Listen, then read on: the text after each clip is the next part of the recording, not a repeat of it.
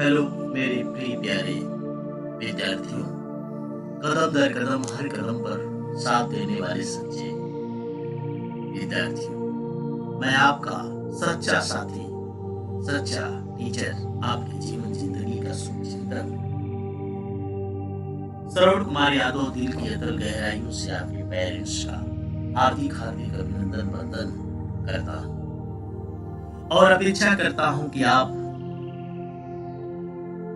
कसमकस और असमंजस की स्थिति से ऊपर उठकर अपने एक नई दुनिया में प्रवेश करेंगे और नई दुनिया में एंट्री करने का पूरा ईमानदारी से प्रयास करेंगे और पद परिचय को सही से समझने का पूरा प्रयास करेंगे। आइए हम आपको लेकर के चलते हैं सीधे हम पद परिचय की दुनिया में, क्योंकि इसे खत्म भी करना है, आपको समझाना भी है। 10th का जो क्लास है वो जो ऑफलाइन चल रहा है स्कूल में वो तो चलेगा है, लेकिन ये परीक्षा की दृष्टि से जो 6 नवंबर से आपका पेपर स्टार्ट है, पद परिचय को थोड़ा सा पूरा बताना है, रस बताना है, ताकि जो प्रश्न दिए गए हैं उसमें से आप कर सके।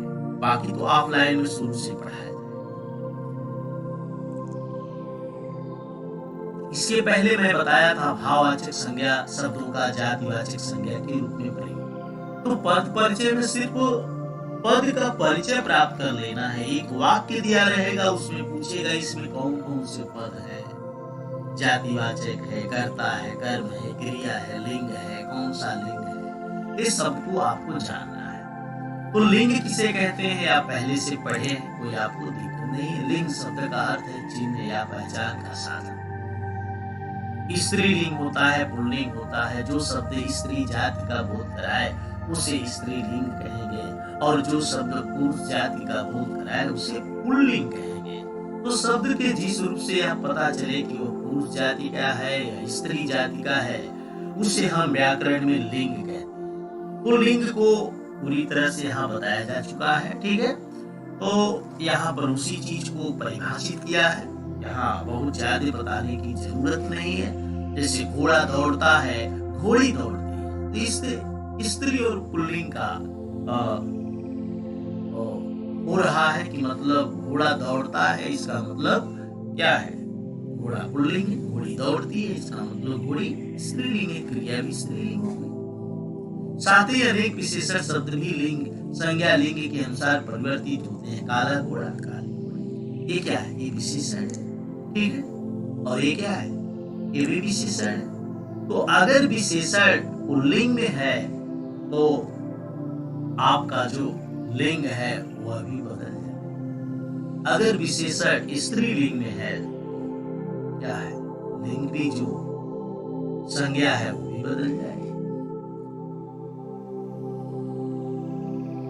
उभयलिंग किसे कहते हैं? उभयलिंग शब्द कुछ शब्द ऐसे होते हैं जिनका प्रयोग दोनों लिंगों में अर्थात पुल्लिंग में भी होता है और स्त्रीलिंग में भी हो सकता है।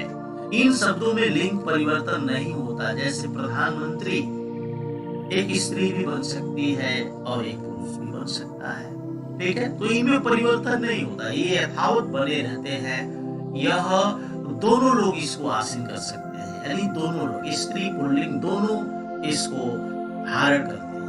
मंत्री स्त्री भी बनती है, इंजीनियर दोनों बनते हैं, डॉक्टर दोनों बनते हैं, मैनेजर दोनों बनते हैं। डॉक्टर घर चली गई है तो हम क्रिया से पकड़ते हैं कि ये डॉक्टर स्त्रीलिंग है।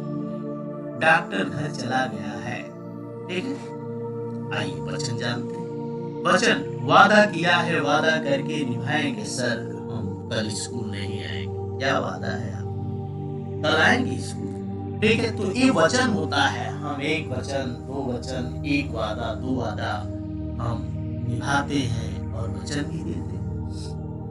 तो जिस शब्द से एक वस्तु का बोध हो उसे एक वचन कहेंगे, जिस शब्द से दो या दो से अधिक वस्तु का बोध हो उसे हम बहुवचन कहेंगे। तो शब्द के जिस रूप से एक अथवा अनेक का बोध होता है उसे वचन कहते हैं। लड़का, लड़के, लड़का एक वचन है, लड़के, इससे यह शब्द बता रहा है कि लड़के कई हैं। किताब एक है इसलिए एक वचन, किताबें बहुत सारी होंगी इसलिए बहुवचन।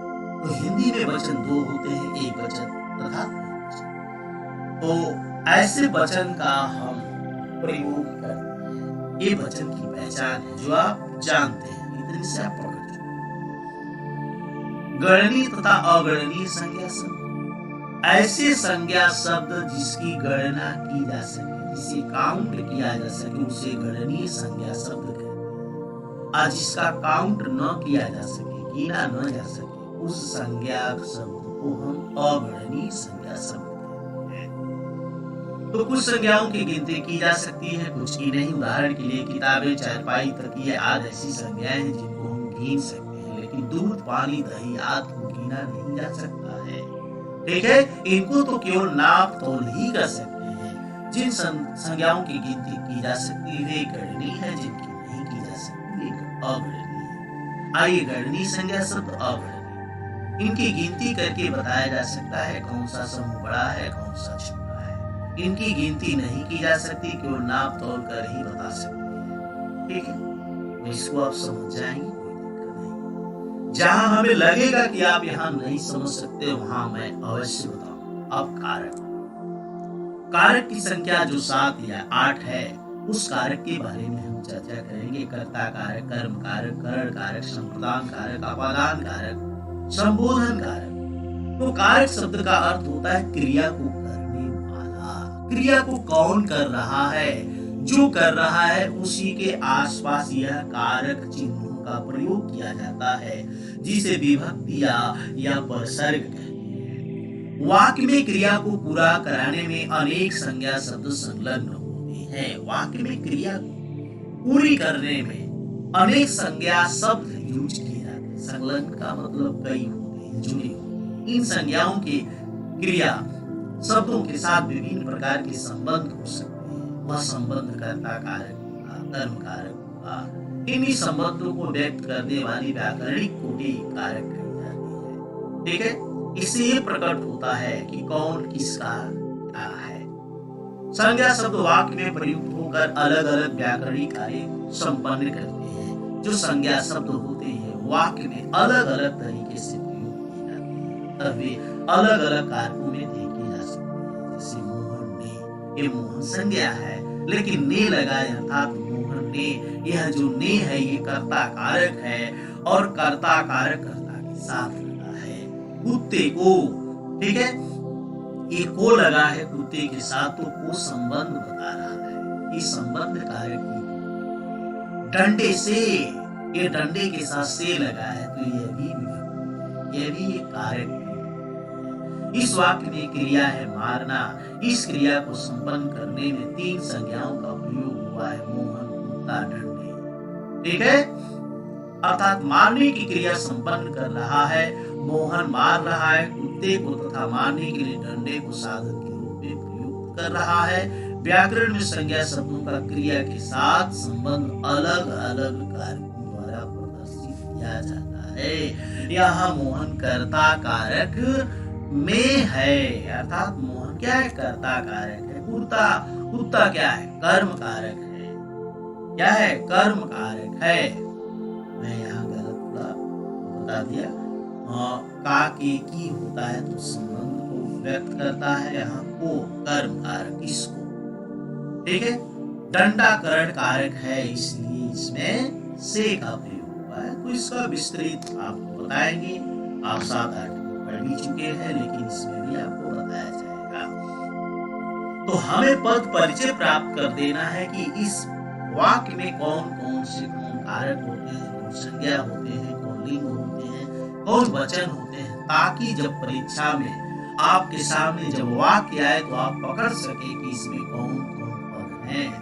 कारक वह व्याकरणिक कोटि है जो वाक्य में आए संज्ञा आदि शब्दों का क्रिया के साथ संबंध बताती है। कारक का वही काम है जो संज्ञा शब्द आते हैं उनका क्रिया के साथ क्या संबंध है, कारक वही बताने का पूरा प्रयास करता है।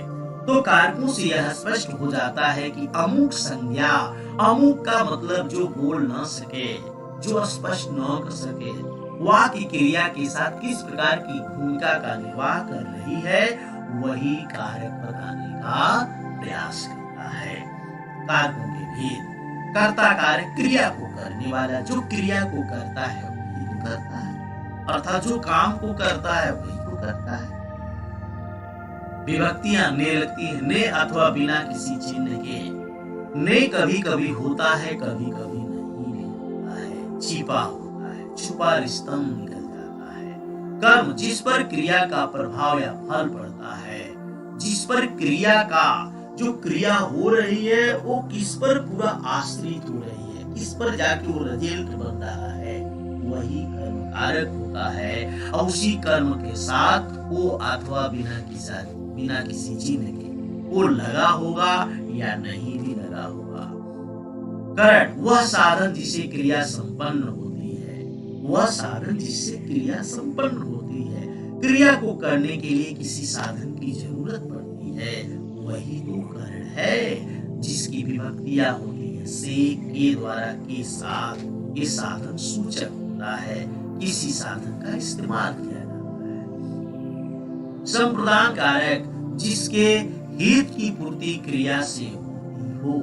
हित संप्रदान कारक में क्या होता है, जिसके अर्थात किसके, यही तो पता करना है कि जिसके हित की पूर्ति क्रिया से होगी वही संप्रदान कारक होगा। जिसकी विभक्ति के लिए, को, के, निमित्त, ये विभक्तियां होती है, के लिए और अपादान कारक जिससे अलग होने का सूचना मिलता हो या दूरी होने का भाव प्रकट होता हो। अलग होने का जिसकी विभक्ति से है। पृथकता सूचक थोड़ा सा दुबलापन आ गया है, मतलब अलग होने का भाव प्रकट करता है। संबंध कारक क्रिया से भिन्न किसी अन्य पद से संबंध बताने का प्रयास करता है, यानी किसका किसके साथ संबंध है, जिसकी विभक्ति का, के, की, रा, रे, री, ना, ने, नी होता है। अधिकरण कारक क्रिया के संसाधन का आधार होता है। अधिकरण कारक क्रिया के संसाधन का आधार, जैसे में पर, वह क्रिया किस पर हो रही है, पुस्तक मेज पर रखी है, पुस्तक मेज पर, में। संबोधन कारक जिस संज्ञा को संबोधित किया जाए उसी संबोधन कारक कहते हैं, जैसे अरे, ओ, हे, अरी, ये सब इस्तेमाल किया जाता है। कर्म कारक और संप्रदान में अंतर। कर्म कारक और संप्रदान कारक में अंतर। कर्म कारक और संप्रदान कारक में अंतर।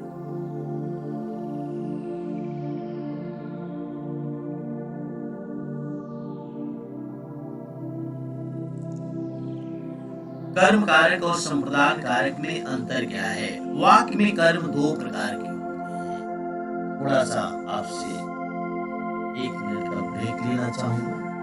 लैपटॉप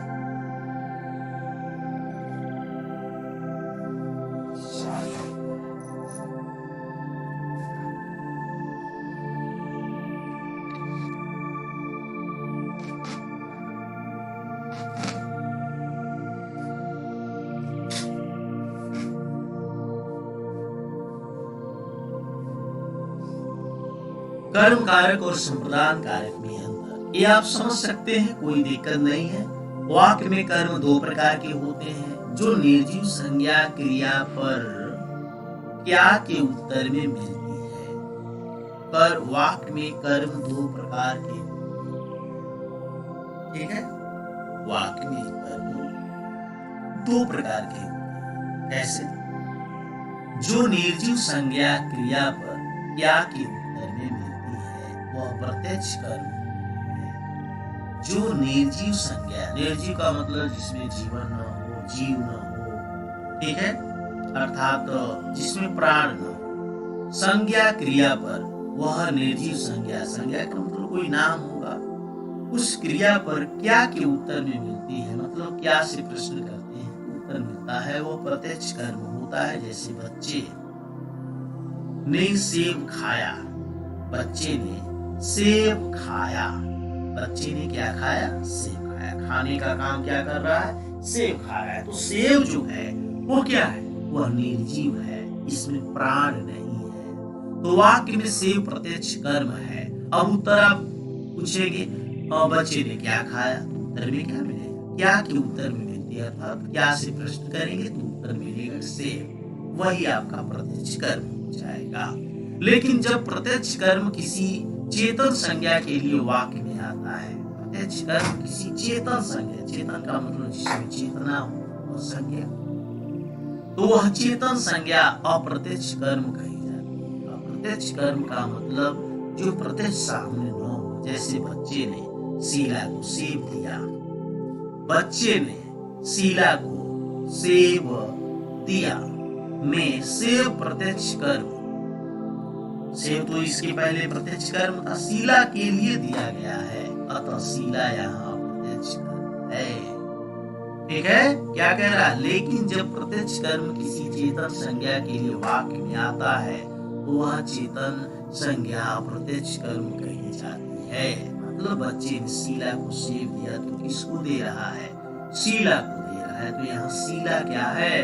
अप्रत्यक्ष कर्म है, क्योंकि सेब देने का काम किसको किया जा रहा है? शीला को। तो यहाँ सेब कर्म नहीं, शीला। जब सेब खाता तो यहाँ सेब प्रत्यक्ष कर्म होता, लेकिन सेब वो दे रहा है, किसको दे रहा है? शीला। यानी देने का काम किसको कर रहा है? शीला को। तो शीला प्रत्यक्ष कर्म हो जाएगी। जो क्रियाएं दो कर्म से ले सकते हैं, जो क्रियाएं दो कर्म से ले सकती हैं, वे द्विकर्म कही जाती है। अर्थात जो क्रिया अगर दो कर्म के माध्यम से हो रही है, अर्थात किसी वाक्य में दो कर्म हो, एक कर्म दो कर्म, तो वह द्विकर्मक कर्म कहा जाता है। दो कर्म, जहां तक कारक का संबंध है, तो कर्म कारक मैंने बता दिया, प्रत्यक्ष कर्म अप्रत्यक्ष कर्म। अब कारक के बारे में जानते हैं। संप्रदान कारक, जहां तक कारक का संबंध है, प्रत्यक्ष कर्म सदैव संप्रदान कारक में होता है, अप्रत्यक्ष कर्म सदैव संप्रदान कारक में। अब देखिए, यानी कि प्रत्यक्ष कर्म किसमें होगा ये नहीं बता रहा, लेकिन अगर अप्रत्यक्ष कर्म है तो सदैव संप्रदान कारक में होगा, अर्थात संप्रदान कारक ही लगेगी। ये भी पकड़ने का एक साधन। यद्यपि इसके साथ प्रायः को प्रसर्ग लगा रहता है। किसके साथ? अगर को प्रसर्ग लगा है तो समझ जाइए कि वहां पर अप्रत्यक्ष कर्म है, यहाँ शीला को लगा है, ऐसे भी। परंतु इसको देखकर, को देखकर इसे कर्म कारक का को नहीं समझ लेना चाहिए। मतलब इसके साथ भी कुछ नियम है। मतलब ये नहीं कि को लगा है तो कर्म कारक आप समझ गए, यही तो समझना है। यह जो को है वस्तु अर्थ के स्तर पर के लिए का समकक्षी है। देखिए अनुदाहरण, जो को है वह के लिए का समकक्षी, यानी के बराबर इसका अर्थ आता है। जैसे मैंने माता जी को पत्र भेजा, मैंने माता जी को पत्र भेजा, अर्थात माता जी के लिए भेजा। को के समकक्ष हुआ कि नहीं? अरे के लिए के समकक्ष हुआ कि नहीं? मैंने माता जी को पत्र भेजा, उसने बच्चों को कविता सुनाई, बच्चों के लिए। पिताजी ने माला को साइकिल दी, माला के लिए।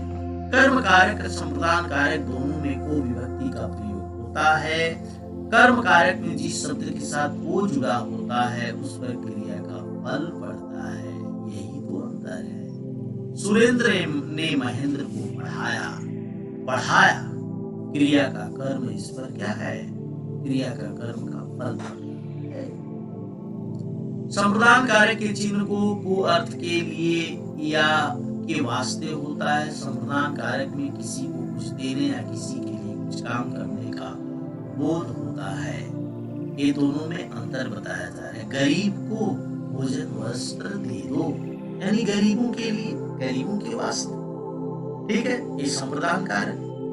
यहाँ पढ़ने को पुस्तक नहीं मिलती, पढ़ने के लिए, यानी को का अर्थ यहाँ के लिए भी है। संप्रदान में देने या उपकार करने का भाव मुख्य होता है। तो करण कारक और अपादान कारक में अंतर इसके नेक्स्ट वीडियो में बताएंगे। और इस हिंदी व्याकरण की अनुभव श्रृंखला में अभी बहुत कुछ बाकी है। वक्त है आपसे विदा लेने का, लेकिन विदा लेने से पहले वक्त है एक छोटी सी ब्रेक का। ब्रेक भी आप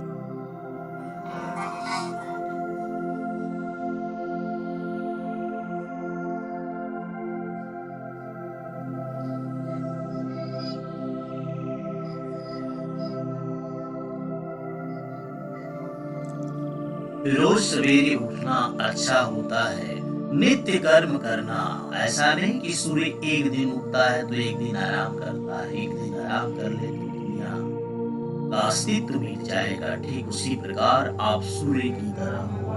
आपको डेली नित्य कर्म करना है, किसी दिन आराम नहीं करना है, चलते रहना, करते रहना है। यही तो सफलता का राज है।